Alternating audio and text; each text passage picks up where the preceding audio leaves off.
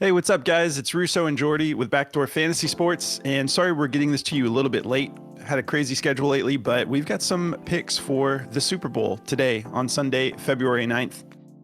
And just want to shout out Saquon Barkley. It's his birthday today. So happy birthday, Saquon. And that's it. We're going to keep moving on. Just kidding. It's good. Also Jordy's birthday. Yeah. Jordy and Saquon have this weird connection where he keeps taking Jordy to the championship in fantasy football and has just been dominant, getting better and better. And they share a birthday. So make sure you wish Jordy a birthday in the comments. He's about to get his license. He's super stoked. Yeah, I'm about to graduate out of pull-ups. I'm getting older. Yeah. But yeah, and you may have also noticed if you watched my videos yesterday, I'm wearing the same shirt that I was yesterday. And you're right if you guessed that. And you're probably thinking, yeah, he at least washed it. And no, I didn't. And I slept in it. So I'm just over at my in-laws. I forgot to bring another shirt. So here we are. But we're excited to get into this slate. There's really not much going on. We didn't put out a basketball video. There's only 3 games and they started earlier. So we're just diving right into football. And this is kind of tough, honestly, because they've had all year to gauge, the odds makers have had all year to gauge what this game is going to look like. And it's just a single game slate. So we're doing our best to find the value, but a lot of the big names that you want to swing for, it's like they've got those lines perfectly dialed. And it's kind of hard to gauge this matchup in particular. So also let us know in the comments, who are you pulling for? We were kind of talking about it. We lost you guys for just a second there, had a little technical difficulty, but yeah, I was just mentioning like, who are you pulling for, the Eagles or the Chiefs? We're kind of like leaning Eagles just for the sake of Saquon Barkley, his whole situation with the Giants and, the way they treated him. It would be awesome to see him go in on his birthday and cap off this awesome season he's had with getting a Super Bowl. But no offense if you're an Eagles fan, but the Eagles fans... No, take much offense. If you're an Eagles fan, you're trash. I'm just kidding. You're kind of just begging for everybody to hate you. Like the way your people are representing themselves in the streets is not cool. And then at the same time, on the other end of things, you've got the Chiefs, who people are kind of like, I don't know, man. It's like this happens to any dynasty. Yeah. When you're winning all the time, and I'm not saying there isn't weird stuff going on with the refs. Like I do think Josh Allen had a first down. I was really frustrated at that call in that last game where that was a pretty pivotal situation, and I thought he had so clearly got the first down. Won't go too long on that, but at the same time, you got to be careful because anytime someone is just dominant like the Chiefs have been, people just start looking for reasons to make excuses why they're good, but really no matter what's going on, they're finding a way to get there. So let us know who you're pulling for. I'm pretty neutral, but I do lean, I think overall I'd like to see Saquon above everything. Get a chip. So let's talk about the plays real quick. So I'm going with Kenneth Gainwell over 0.5 receiving yards. I'll break this down. It's pretty simple, but I'll get into a little bit of my apprehension and then my reason for deciding to take it here in a minute. But Kenneth Gainwell over 0.5 receiving yards, just needs 1 catch. And then Travis Kelce, I'm going over 6 receptions in this matchup against the Eagles. What about you, Jordy?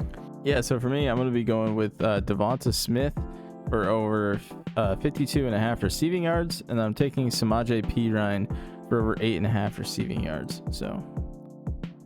All right.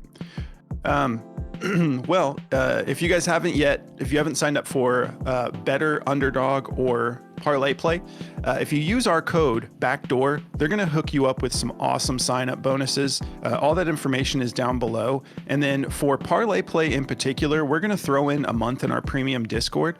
So if you sign up and you use code Backdoor over at Parlay Play, you'll get everything they're offering, and then you just email us at bdfantasysports@gmail.com, and we're going to give you a month in our premium Discord as an added thank you as well. So all that information is down below. Just make sure you email us at bdfantasysports@gmail.com for Parlay Play, and we'll get you in within 24 hours. So let's get into it. Don't forget to like the video or drop us a comment if you guys want to help us continue to grow. We're getting close to that 13,000 subs mark, and it's all because of you guys. So we really appreciate it. Thank you so much.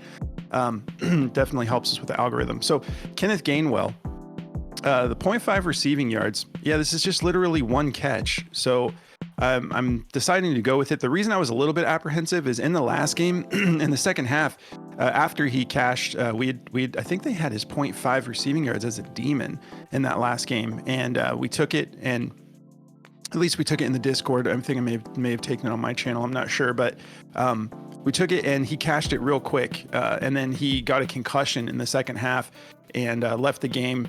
And I don't think he returned, so I did some research, looked into it, and they said that he's been fully cleared to play. He's off the injury report, and he got in some practice. So that's the main thing, is the fact that he got in a full practice makes me feel like they'll use him a little bit. I don't think his snaps are going to go up in this game. I think that, with Barkley, they don't have any games after this game, obviously, so they're not going to be like trying to manage his workload. Not that they did that much anyways, but we saw Kenneth Gainwell get like a decent amount of snaps pretty consistently, just to make sure Saquon was in good shape. But it's all on the line here, so I wouldn't be surprised if Gainwell doesn't have that many snaps in this game. But we just need him for one catch. And he's gone over this 4 out of his last 5 games. They've been utilizing it more and more, and he's actually been playing better and better, even with rushing the ball. So he's cleared it 7 out of his last 10. If we take a look at the 2024 season, 65% hit rate, 13 out of 20. And you can see like the front half of the season, it wasn't as often. And then this back half, like we said, 7 out of his last 10 games. We only need literally 1 reception for this to cash. So I like him to be able to get this done.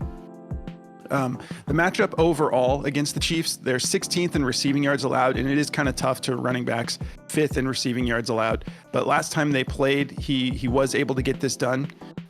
It was just 1 catch, but he went for 4 yards. So all we need is that catch, and we need him to not be going, losing yardage, which I think we can count on him if he does get the catch to be able to get it done.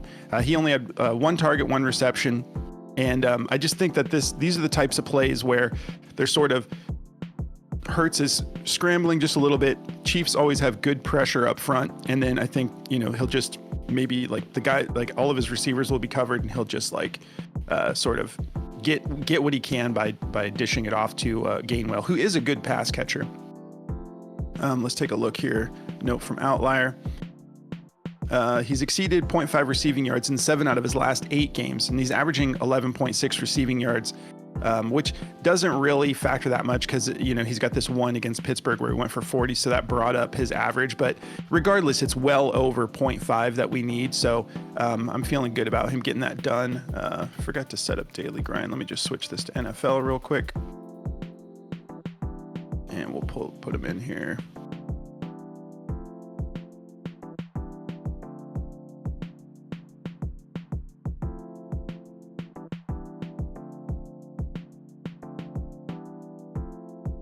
Okay, so they don't like it. They have it just slightly favored to the under, which is kind of expected. Like, again, I wouldn't be surprised if this is not the type of game where he's getting as many snaps as he has been.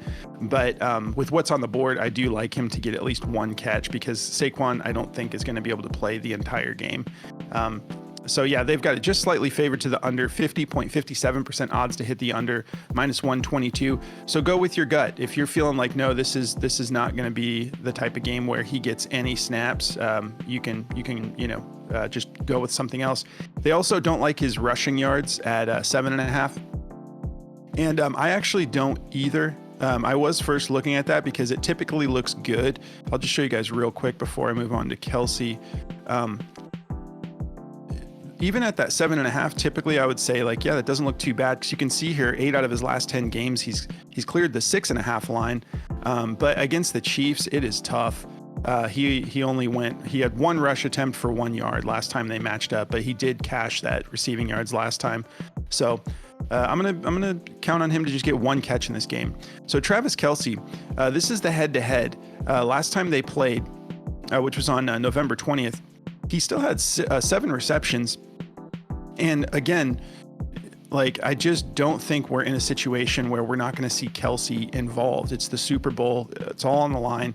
But in that last head-to-head, he only went for 44 receiving yards, but still had 7 receptions. The matchup overall, the Eagles are tough, 2nd in receiving yards allowed. and it's even tougher against tight ends first. But we know he went for 7 in that last game, and I just get the feeling that in this situation with everything on the line that they're going to have to find a way to get Kelce involved. I also do like Noah Gray to maybe get a little bit more involved in this game, but I think that this is the time where they just kind of go back to what has always worked. And I know that Andy Reid will still continue to find some creative ways to approach this defense.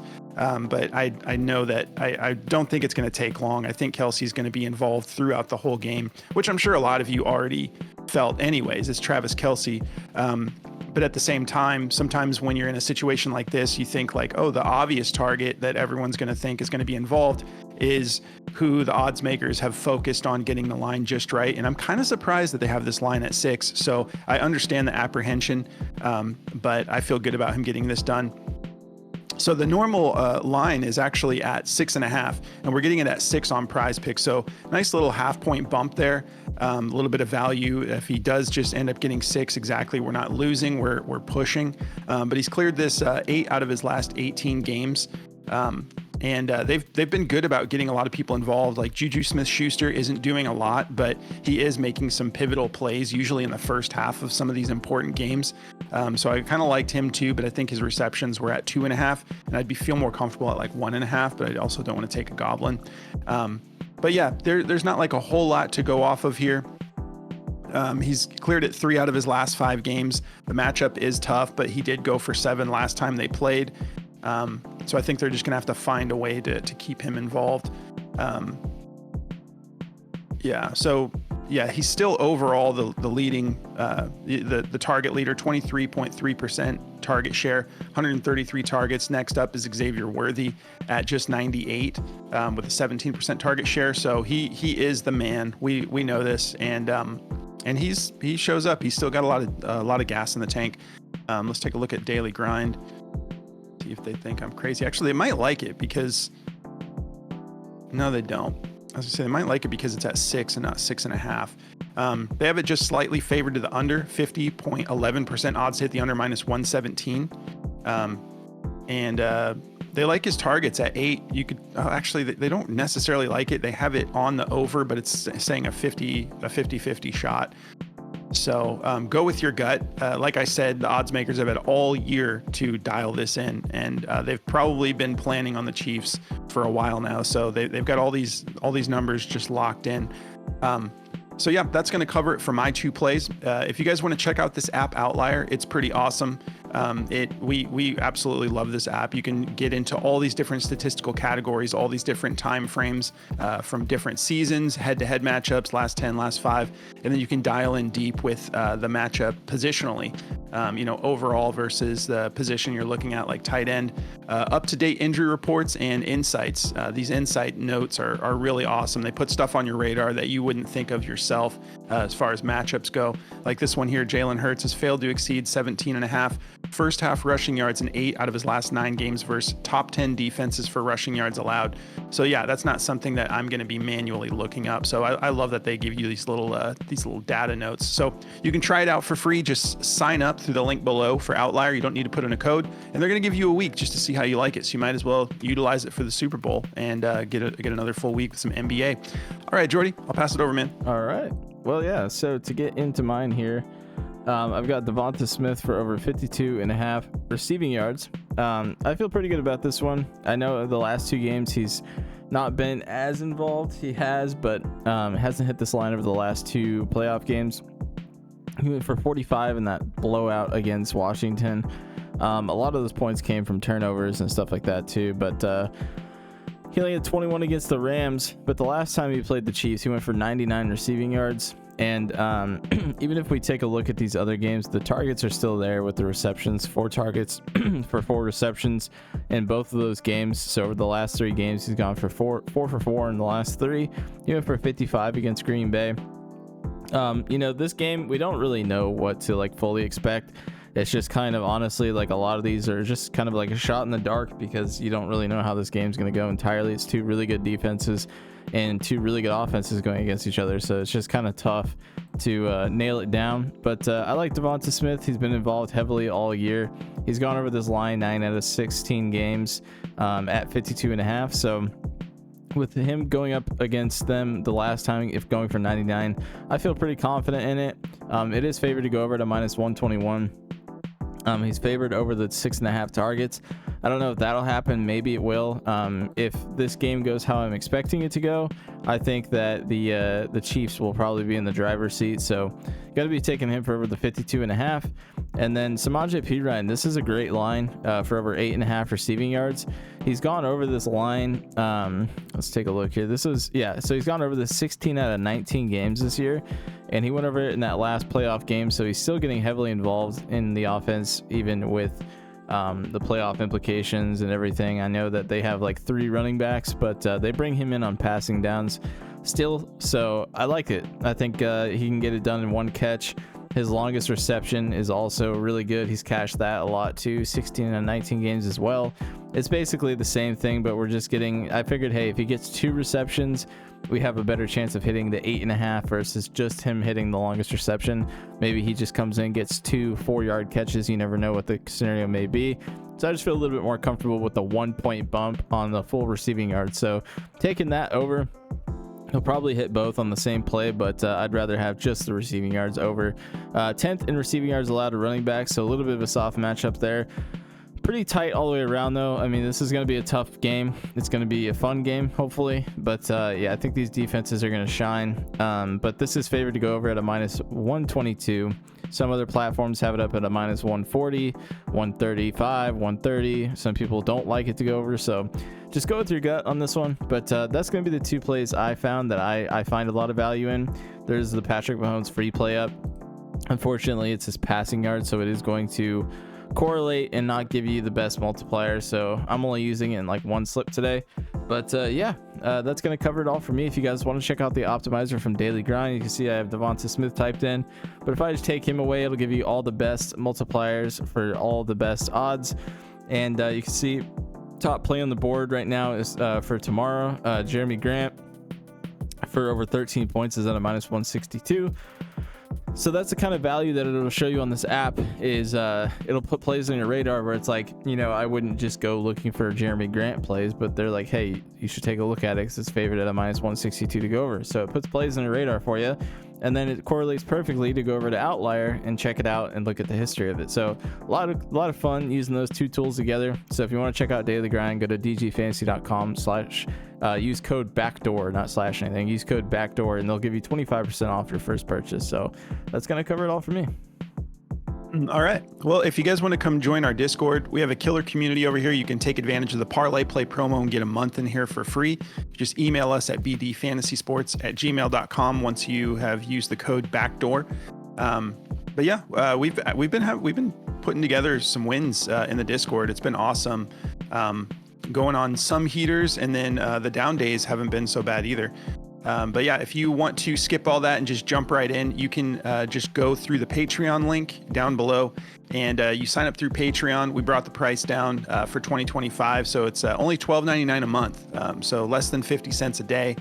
You go into the settings once you've signed up. There's a connected apps option in the menu bar, and then you log into Discord straight from Patreon. We also started our own channels, which has been awesome. We've been able to put out a lot more content. If you want to come subscribe to our channels, mine is just at JRussoBDFS, and then Jordy's is at Jordy BDFS. And I mentioned it the other day, but Jordy's been putting out esports videos, which I think is super cool. I wish I knew enough about it, but I don't. But it's been pretty awesome seeing him, because we've been talking about it for so long. And it's awesome seeing him putting out this content for esports. So if you want to go check out his channel, it's just at Jordy BDFS. You can follow us on our socials. It's just at BackdoorFS on X, TikTok, and Instagram if you want to come follow us. But guys, thank you so much. It's been awesome. This is our 2nd NFL season with you guys. It's been a blast. Can't wait for next season already. But thank you for the support over the year. We really appreciate it. Enjoy your Super Bowl, guys. We'll catch you in the next one. Good luck, guys.